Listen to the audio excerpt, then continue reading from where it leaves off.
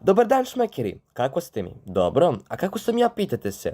I ja sam odlično. Pa pošto se odlično osjećamo danas, mislim da je vreme da odradim još jedan Kingdom video koji sam obećao još u prošlom. Za one koji su zaboravili, danas gledamo koliko Kingdom kao anime istorijski stvarno tačan. Samo imaju u vidu da ovo uopšte nije objektivno, jer su izvori za ovaj period kod Seiji Pinga, a ono što sam uspio da nađem je većinom pisao Sima Chan koji je poznat kao veoma neobjektivan pisac, a to ću vam vremenom reći i zašto. Pored Sima Chana koristio sam i pomoć od profesora istorije, kao i razne videoklipove i rasprave po internetu. Pre nego što krenemo, želim reći ne, naređujem ti da me zapratiš na Instagramu, uđeš u Discord server, također uradi neke od ovih interakcija da bi me si YouTube setio. Pa, kada smo sve to završili, možemo krenuti na glavnu temu ovog videa.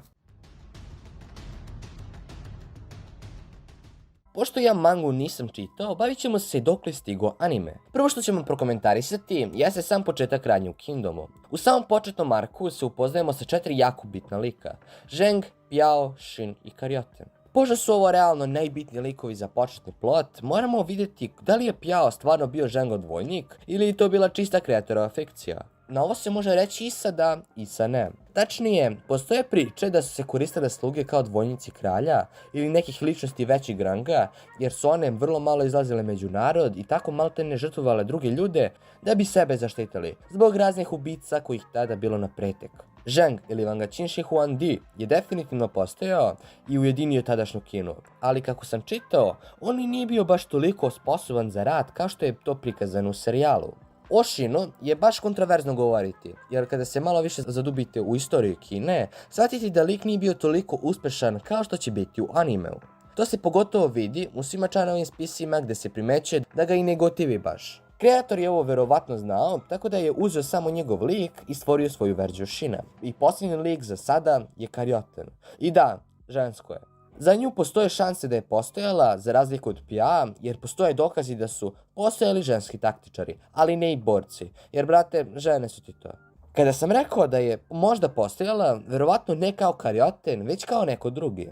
Sljedeće pitanje na koje trebam da odgovorim jeste da li je Zheng sklopio savez sa planinskim ljudima kako bi zauzeo vlast od svoga brata. E sad, ovaj deo priče nije u celosti tačan. Zheng je imao savez sa nekim, jer nije to mogao da uradi sa svojom ekipom od par ljudi. Verovatno je to bio neki elitni general koji je imao svoju elitnu vojsku, jer šanse da se on sporazumio sa planinskim ljudima su jako male, plus nije ih verovatno bilo onoliko koliko je bilo prikazano u animeu. Pa, kada smo objasnili prvi ark, vrijeme je da se bacimo na sljedeći. Drugi ark u prvoj sezoni predstavlja rat i Shinovu prvu kampanju u istome. Neću se baviti Shinovom prvom kampanjom, već ono što smo mogli vidjeti tu, a da nije kreatorova fikcija. Prvi rat predstavlja rat između Veja i China. Ova bitka se definitivno odigrala, tačnije mesto bitke je malo kontroverzno, ali je poznato da se odigrala na nekoj ravnici, pa je po tome i dobila ime. Taktike, oružja i vojne formacije koje smo vidjeli tu su definitivno tačne. Formacija Vuk gdje se vojnici skupe i tako štite da smanje šanse da budu probodeni od strane neprijatelja je definitivno tačna. Kočije sa oštricama su jedna od stvari po kojima je vojska Veja poznata. Generali u ovoj bitci su bili Biao Gong i Go Kei, koji su najverovatnije fiktivni likovi jer ne postoje nikakve priče, niti dokazi gdje su živeli ili kako su stvarno umrli jer je to sve urađeno u anime fazonu. A u narednoj bitci, to jest u narednom arku, se pojavljuje Ouki, koji je možda i najtačnije prikazan general pored Li Mua. Ouki je zaista bio tadašnji najveći general u celoj Kini. Kreator je verovatno koristio Sima Chana da bi smislio plot za njegovu smrt, jer je Sima Chan izvukao neku pouku iz bitke na Majangu. Li Mu je zaista savladao Oukija, Pang Nuan je postojao, ali on nije ubio Oukija. Druga sezona počinje manje više napetije nego prva. Novi rat, 243. godina pre Hrista, se desila invazija na Sanzhou region. General Meng Gao je krenuo da zauzme teritoriju Veja po naređenju Zhenga. General sa sobom je poveo 2 generala kao pomoćnike, Wang Jiana i Huang Jia. Meng Gao je komandovao sredinom vojske, dok su Wang Jian i Huang Ji imali zadatke da sa strane opseduju neprijatelja. U ovoj bitci Huang Ji i Wang Jian su pokazali svoje unikatne načine vođenja rata, koji su delimično tačne. E sad, da li je Huang Ji stvarno bio onakav psihopata i da li je njegov kolega bio onoliko big brain, ostaje nama da misli, jer ono u animeu nije 100% tačno, jer i kreator voli da doda nešto svoje. Šalu na stranu, oni jesu postojali. Čak što više, Wang Jian je prema mnogima bio genije ratovanja i pored Oukija i Baikija je bio najuspješniji i najveći general Čina. Pored njih, Lem Po je zaista bio protivnički general, ali one formacije vojske i njegove kolege su izmišljeni. Nisam uspio da nađem nikakve informacije o njima, a i one taktike su prosto fizički nemoguće da se izvedu. Pošto smo prešli većinu glavnih dešavanja u prve 2 sezone, ali nismo sve, ja ću sad objasniti nešto što sam preskočio do sad, a to su činovi u Kingdomu, u različitim državama jer se većina njih pominje u 3. sezoni. A ti činovi variraju iz države u državu, jer je na primjer Čin imao 6 velikih generala, u Žao su postale Žaove deve, u Veju vatreni zmajevi Veja i tako dalje i tako dalje. E sad, da ne dođe do zablude, velike su šanse da je sve ovo izmišljeno jer za većinu njih nije postojalo konkretni dokazi da su ikada postojali. Evo primjera, za pola generala u Činove šestorci ne postoje nikakvi konkretni dokazi da su postojali već poneke glasine koji su većinom fantazije Sima Chana i Cao Ca. Evo tipa, pročitao sam na nekim stranicama da su Shiba Saku i Oukotsu, da su ista osoba, ali je kreator odlučio da ih razdvoji i da napravi 2 posebna karaktera. Sličan fazon je urađen i za Oukijevu devojku. To je čista fantazija kao i sve što se desilo vezano za nju, jer je žensko, a žene tada nisu imali neka veća prava. Što se tiče ostalih titula i likova, vrlo malo njih je postojalo. Tipa, znamo da je postojao Limu, Lem Po i još po neki general dok su ostali manje više fantazija. I sad, kada smo sve to rešili, vreme je da se posvetimo i najzanimljivijem istorijskom delu Kingdoma, a to je ta 3. sezona ili ti Coalition Invasion Arc. U 3. sezoni je prikazan Coalition Invasion Arc u kojem su skoro gotovo sve države krenule protiv Čina. I da, ovo je istorijski tačno. I da, Limu ga je poduvo na kraju. Ali, ovdje postoji veliko ali. U ovom arku postoji previše fantaziranja, što će da primetiti sami.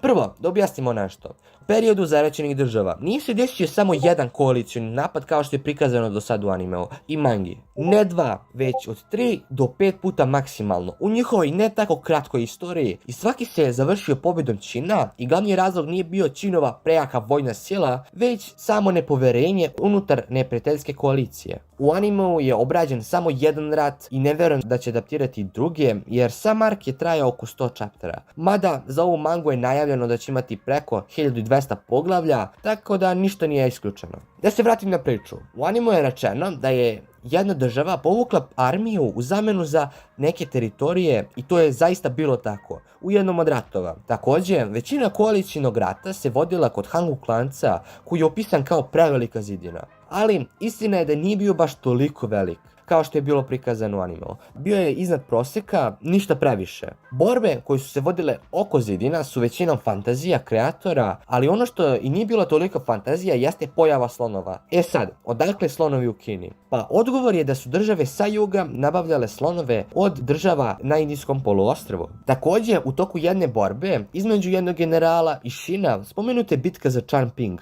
koja je surovo istinita i u toj bitci je zaista živo sahranjeno od 150.000 do 400.000 ljudi, po naređenju generala Baikija. Što se tiče bitke za Zui, tu moram da te razočaram. To je čista fikcija kreatora jer ne postoje nikakvi dokazi da se nešto slično desilo, plus i da se desilo sigurno nije kao što je prikazano u animeu, jer civil nikad ne bi imao šanse protiv elitnog vojnika, a kamoli nešto više. Jedino što je tu tač jeste postojanje likova i to je to. 4. sezona je već druga priča. Anime je ratište prebacio sa bojnog polja na Činovu palatu. Što je za današnji video odlično jer za period ceremonije krunisanja postoje više priča o njemu, tako da ću pokušati da vidim koliko je to realno. Početak 4. sezone se bazira na unutrašnjem sukobu između vladajućih frakcija i pobune u Tunliju, gdje je poginuo Zhengov brat. E sad, ovo je većinski fikcija, to jeste, u regionu gdje bi se trebao nalaziti ovaj grad se desila pobuna, ali mnogo prije nego što je prikazano u samom animeu. Za Zhengovog brata ne znamo da li je stvarno umro u pobuni, ili je ubijen ili je prognan jer mu se gubi svaki trag u periodu ceremonije Zhenga. Dalje, U narednom periodu imamo pojavu Harema kao glavnog protivnika Zhengove frakcije, koja je osnovala privremenu državu Ai, koja je htjela da iznutra sruši Qin i koliko god ovo zvuči čudno, istina je ovo. Zhengova majka je tu bila glavni organizator zajedno sa Lao Aijem, za koje legende kaže da ima ogroman kurac. Što je najjače, to je stvarno kroz jednu šalu adaptiranu u 4. sezoni. Šalu na stranu, ono što je također istorijski tačno, jeste da su uspjeli da falsifikuju kraljevski pečat za kojim su uspjeli da prođu kroz Hangov klanac. To na stranu, istina je da su Lao Ai i Zhengova majka imali dece i da su zajedno sa Lu Buveijem isplanirali pobunu tokom same ceremonije. Također, i pleme koje je pomagalo Lu Buveiju i kraljici da osvoje Xianyang je postojalo. Mada kolika je verovatnoća da su učestvovali tu je diskutabilna, ali oni su bili pleme koje je većinom Qin pokorio i koje se nalazilo otprilike na severu Kine. Također sve što se bude desilo sa Lao Aijem, Lu Buvejom, Zhengovom kevom, Zhengom i tako dalje je istinito. Li Shi je postao kancelar umjesto Lu Buveja, što je također tačno, a ono što je također istinito jeste da smo mi završili ceo serijal u anime izdanju. I zaključak, ovaj video nije 100% tačan jer većina stvari potiče iz spisa Sima Chana, legendi naroda i još nekih dokumenta koji su dostupni javnosti, a i one koji su ostale do dan danas čitave, jer je dinastija Han koja je pokorila Qin iz mržnje pokušala da njihovu istoriju izmeni, pa tako je sve što znamo pod velikim upitnikom. Jedino otprilike fizičko što nam daje tačan dokaz da je postojala Qin nacija je Hangu klanac, Zhengova terakota armija, kao i predmeti i oružja nađena iz tih predela. Također, zašto Sima Chana ne treba prihvatati kao nekog poverljivog pisca, jeste što previše stvari gleda kako on želi, a i on to piše 300 plus godine nakon padačina. Tako da sad, pošto smo završili, cijenio bih kada bi podijelio ovaj video jer sam stvarno potrudio da ga uradim detaljno bez da dam neke veće spoilere koji bi vam uništila želju za gledanjem isti. Izvinite što je trebalo ovoliko puno za napraviti ovaj video, ali nije bilo baš lako naći sve ove informacije. Tako da, uradite neku od ovih interakcija, cijenio bih. Tako da, hvala na gledanju, do sljedećeg viđenja, pozdravljam vas vaš srpski Kirby. Ćao! Hvala svima koji su gledali video. Hvala i ostavite like i subscribe.